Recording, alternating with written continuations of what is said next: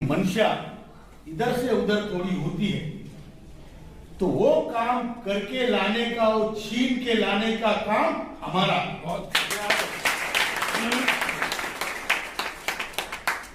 जो उन्होंने कहा वो उन्होंने करना चाहिए और नहीं तो करने पे मजबूर करने का काम हमारा। बराबर है क्या? बराबर है क्या?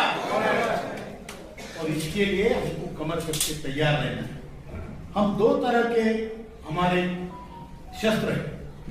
एक है चर्चा।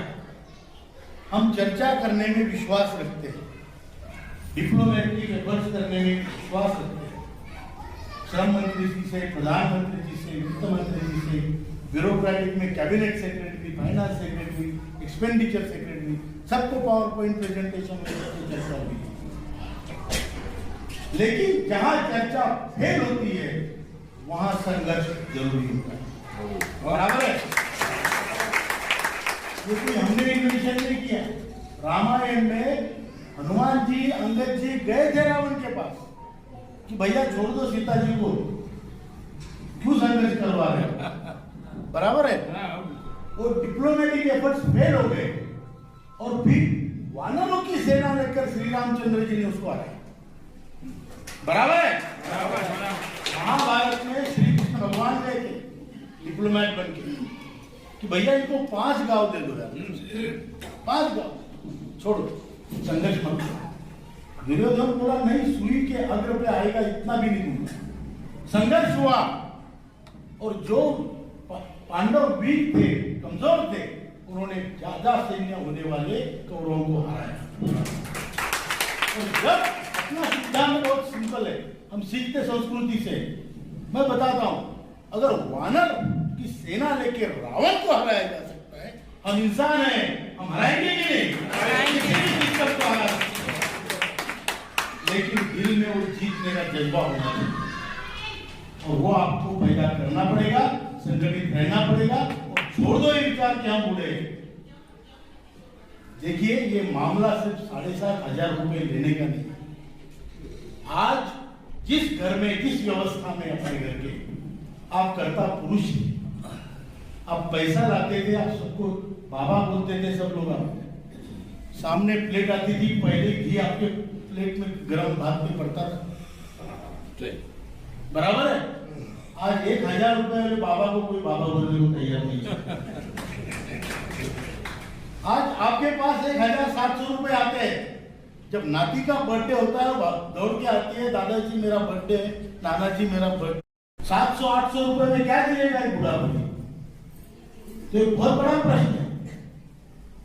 जिन्होंने काम किए, पैसे भरे, उनको नहीं।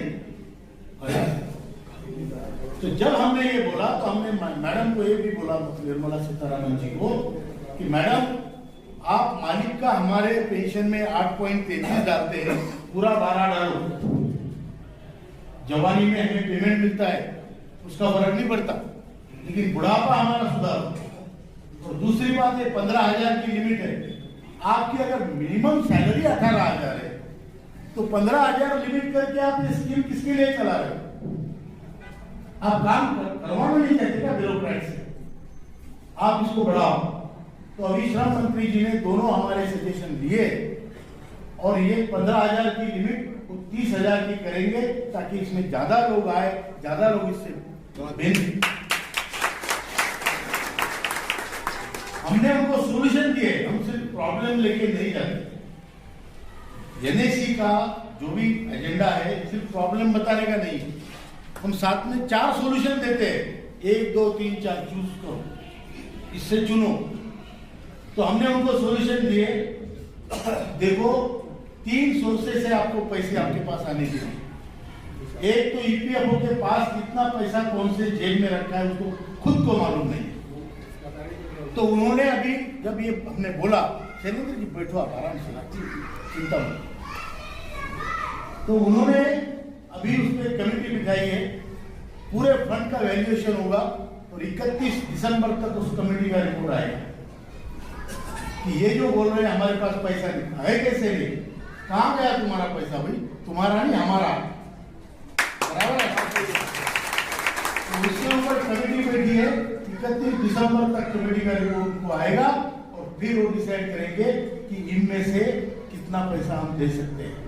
हमने जब प्रेजेंटेशन किए तो उसमें हमने दिखाया उनको कि आपको हर साल आपके चोरी चपाटी के बावजूद 60,000 करोड़ ब्याज आता है हमारे फंड का, और हमें पेंशन में आप 14,000 करोड़ बांटते हो, तो हमारा असर खा गए, ब्याज खा गए, और फिर बोलते हो पैसा नहीं है।